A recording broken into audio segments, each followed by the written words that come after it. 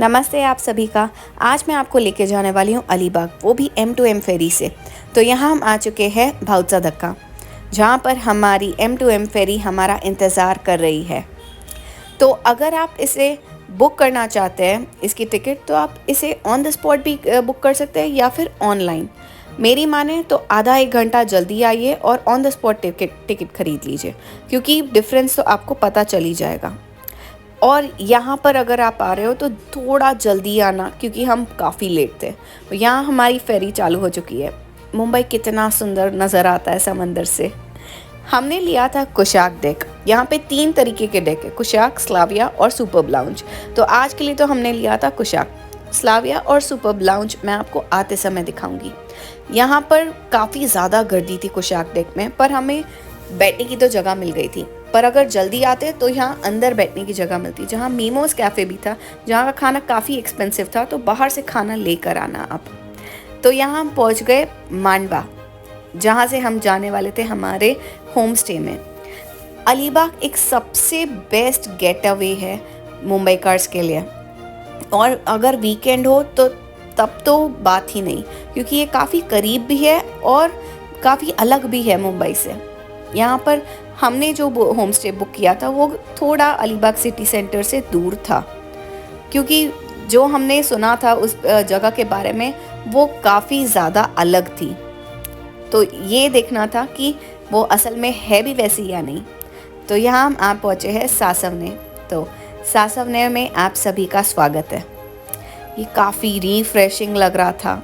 यहाँ पर इवनिंग वॉक्स करते हुए इतना मज़ा आ रहा था कि मैं बता नहीं सकती आपको। तो हम रुके थे यहाँ साचूस रिसोर्ट। ये काफ़ी सुंदर सा, प्यारा सा, बहुत ही कोजी सा रिसोर्ट था, जहाँ पर आने के लिए आपको प्रायर बुकिंग करानी पड़ेगी और सारी मील्स इंक्लूडेड थे इसमें। तो यहाँ की जो ओनर थी उन्होंने हमें पहले ही पूछ लिया था कि अगर कोई पेशेंट है या फिर डायबिटीज़, हाई ब्लड प्रेशर वाला है, तो उस हिसाब से वो खाना कस्टमाइज़ करके देंगे, जो काफ़ी अच्छा लगा हमें। साइड में आप देख सकते हैं यहाँ पे लोकल चीज़ें भी काफ़ी सारी थी, जहाँ से हमने कोकम शरबत लिया था, काफ़ी अच्छा था वो। इसके अलावा ये थी प्यारी सी एंट्रेंस। यहाँ हम आगे बढ़ते हुए मैं आपको दिखाती हूँ। यहाँ साइड में आप देख सकते हो टेबल कुर्सियाँ थी, जहाँ पर मेस काइंड ऑफ था, जहाँ पर हम खाना खाते थे। ये काफ़ी छोटी सी जगह है पर बहुत प्यारी थी, काफ़ी ज़्यादा पॉजिटिव वाइब्स थे यहाँ पर। हमने लिया था नीचे के 2 फ्लोर, नीचे के 2 रूम यू कैन से, और अपर वाला जो फ्लोर था उधर से व्यू काफ़ी अच्छा दिख रहा था बालकनी का, पर हमें वो मिला नहीं। तो ये था हमारा छोटा सा मेस, और यहीं पे वो किचन भी था। हमारा रूम जो था वो काफ़ी स्पेशियस था, आराम से 3 लोग तो सो सकते थे। तो ये था हमारा रूम, जहाँ से बालकनी अटैच थी और बालकनी से ये व्यू था। यहाँ से आपको समुद्र दिखाई तो दे रहा होगा, पर फर्स्ट फ्लोर से काफ़ी सुंदर दिखाई दे रहा था। यहाँ का खाना जो था ना, वो महाराष्ट्रन क्यूजीन था, पर काफ़ी टेस्टी और डिलीशियस था। यहाँ पर इवनिंग वॉक्स करते हुए इतना मज़ा आ रहा था कि मैं चलते चलते काफ़ी दूर चली गई थी पानी में, और तभी कुछ ऐसा हुआ जो एक्सपेक्टेड नहीं था। मेरा जो पैर था वो पानी के अंदर चला गया, और पानी के अंदर था पत्थर, जहाँ से मुझे ये चोट लग गई। आसपास कोई मेडिक सिस्टम नहीं था, इसीलिए हमें रिसोर्ट फिर से आना पड़ा। पर लकीली रिसोर्ट में सारी चीज़ें उपलब्ध थी, तो उन्होंने ही मेरा ये फ़र्स्ट एड किया, मलहम पट्टी लगाई। आप मानोगे नहीं, लास्ट मंथ ही मुझे एक एस्ट्रोलॉजर ने बताया था कि आप अपने पैरों का ख्याल रखना। तब तो मैंने बहुत ही लाइटली लिया, पर जब मुझे ये लगा तब मुझे उनके वो वर्ड्स याद आ गए। तब मुझे ऐसा लगा कि होनी को कौन टाल सकता है, पर ऊपर वाले का मेहरबानी थी कि मुझे इतना सही लगा। पर ये जहाँ लगा था वो काफ़ी ज़्यादा दर्द देने वाला था, पर इसके बाद भी मैं रुकी नहीं, मैंने अपने योगा सेशंस कंटिन्यू किए। आप मानते हो कि नहीं एस्ट्रोलॉजी में, पता नहीं, पर अगर मानते हो तो प्लीज़ कमेंट करके बताना ज़रूर। इसके बाद भी मैंने योगा सेशंस लिए, और यहाँ का जो वाईफाई था वो काफ़ी ज़्यादा अच्छा था। तो अगर आप कोई ऑनलाइन बिजनेस करते हो तो don't forget to come over here. ये काफ़ी ज़्यादा अच्छी जगह है और आप देख सकते हो मेरी मलहम पट्टी भी इन्होंने तो कर दी। तो यहाँ से मैंने कई सारे योगा सेशंस लिए और मैंने मेरे क्लाइंट्स को भी ये सारी जगह दिखाई, तो वो भी काफ़ी ज़्यादा खुश थे ये जगह को देखकर। इसके बाद मुझे जाना था एक म्यूज़ियम में। उससे पहले रास्ते में मुझे ये आइज़ एप्पल का झाड़ दिखा। आइज़ एप्पल को हिंदी में क्या कहते हैं मुझे प्लीज़ कमेंट करके बताइए। ये जो फल है इसके बहुत सारे फ़ायदे होते हैं। ये किडनी, लिवर, फिर हार्ट के लिए, कैंसर के लिए काफ़ी ज़्यादा फ़ायदेमंद होते हैं। ये किसी के बंगले के अंदर था ये झाड़, तो मैंने इसे बाहर से तोड़ लिया। तोड़ क्या, चोरी कर ली। इसके बाद मैं गई थी ये स्कल्पचर म्यूज़ियम में। ये म्यूज़ियम काफ़ी ज़्यादा पुराना म्यूज़ियम था और इसकी रक्षा कर रहे थे सिर्फ ये स्कल्पचर या स्टैचू जिसे आप कह सकते हैं, क्योंकि यहाँ पर लोग ही नहीं थे। ये सासरने बीच की यही बेस्ट बात है, यहाँ पर लोगों की प्राइवेट प्रॉपर्टीज़ है, तो टूरिस्ट काफ़ी कम होते हैं यहाँ पर यहाँ के स्कल्पचर्स काफ़ी ज़्यादा सुंदर थे। हर एक स्टैचू मानो कुछ आपसे कह रहा हो। अब मैं आपको छोड़ती हूँ इन स्कल्पचर्स के साथ, इन स्टैचूज़ के साथ। ये नज़ारा तो देखते ही बनता है।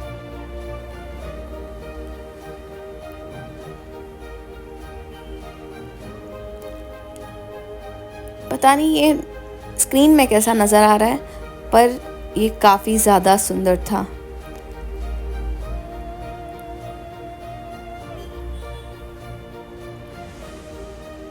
ये सारे स्कल्पचर्स इतने ज़्यादा एक्सप्रेसिव थे कि मैं बता नहीं सकती। मुझे तो ऐसा लग रहा था कि अगर मैं रात में यहाँ पे फंस गई तो ये सब बात ना करने लग जाए, क्योंकि इनकी आंखें बोल रही थी। ये कैमरा नहीं कैप्चर कर पाया, पर असलियत में आप अगर जाओगे तो इनकी आंखें इतनी ज़्यादा बोल रही थी कि मैं बता नहीं सकती। बाहर ही इस म्यूज़ियम के एक आंटी ये सारी चीज़ें बेच रही थी जो लोकल लोगों ने बनाई थी। और एक चीज़ तो मुझे देखते ही बहुत ज़्यादा प्राउड फीलिंग आती है, वो है ये यूपीआई का। क्योंकि आप पहाड़ों में चले जाओ या फिर बीच में, आपको इंडिया में तो कम से कम कैशलेस आप ट्रैवल कर सकते हो, and all thanks to UPI. इसके बाद हमने रिक्शा बुक की थी और यहाँ से हम चले गए मयूर बेकरी। अगर आपको बेकरीज़ का शौक़ है तो यहाँ आना मत भूलना, क्योंकि ये आइकॉनिक बेकरी है। इस बेकरी में जो एंट्री करते हैं वहीं से एक अलग सी स्मेल आने लगती है बेकरी वाली, जो बचपन में आपको पता होगा जब ब्रेड बनता है या पाव बनता है वैसी वाली स्मेल थी।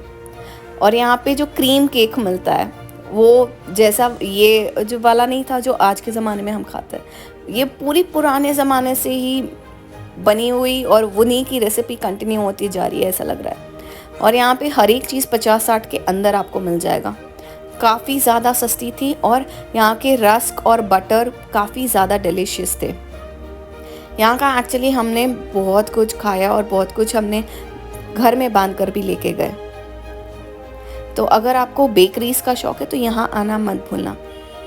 ये बहुत ही प्यारी जगह थी। इसके बाद हम गए अलीबाग बीच।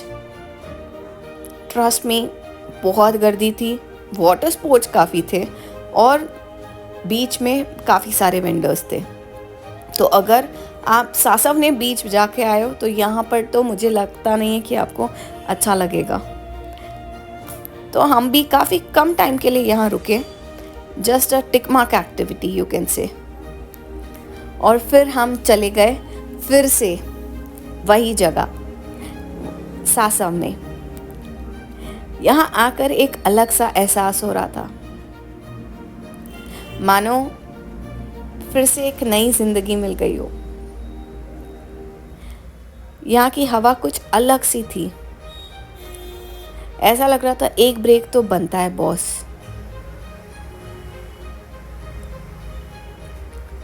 ये जगह, ये एहसास बहुत अलग था। यहाँ मुझे आत्मचिंतन करने का, मतलब सेल्फ रिफ्लेक्शन करने का बहुत ही अच्छा समय मिला। ऐसा लग रहा था कि बस ये पिक्चर परफेक्ट है।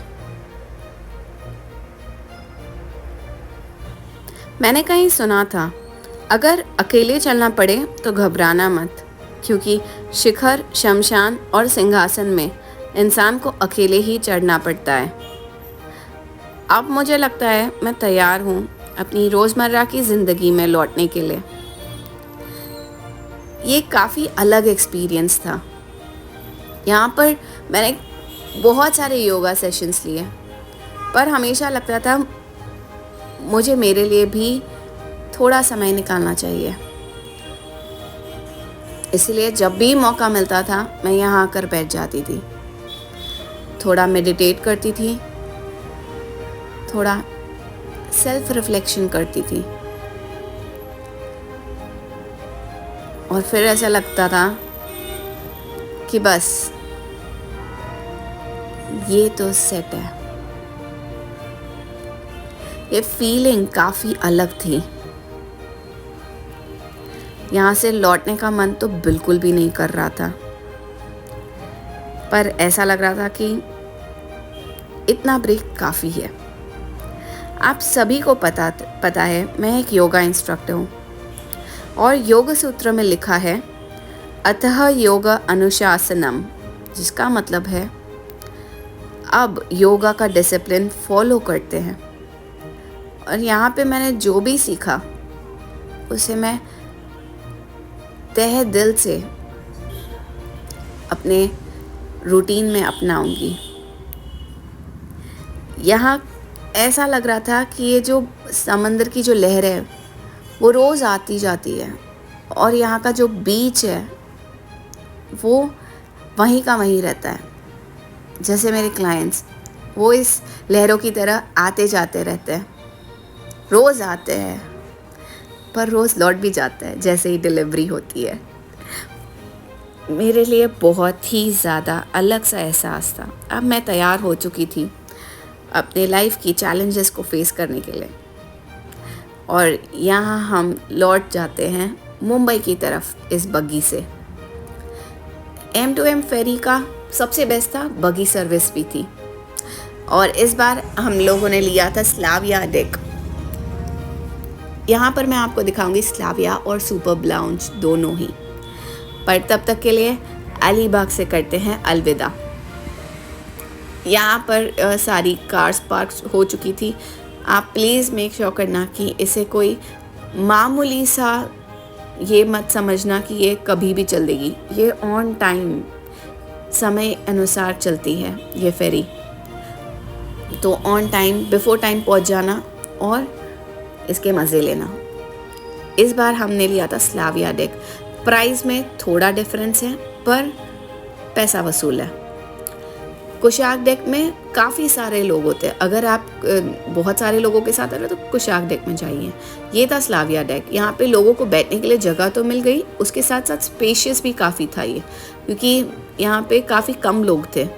और अगर जो आपको फ़ोटो शूट और ये सब करना है तब तो स्लाविया आपके लिए बेस्ट है। और यहाँ से एंट्री होती है सुपर्ब लाउंज की। सुपर्ब लाउंज में फ़ायदा सिर्फ ये है, इसकी जो टिकट थी वो उससे भी ज़्यादा महंगी थी स्लाविया से। इसमें सिर्फ एक ही बेनिफिट है कि आपको खाने के लिए वो कॉम्प्लीमेंट्री फूड देता है।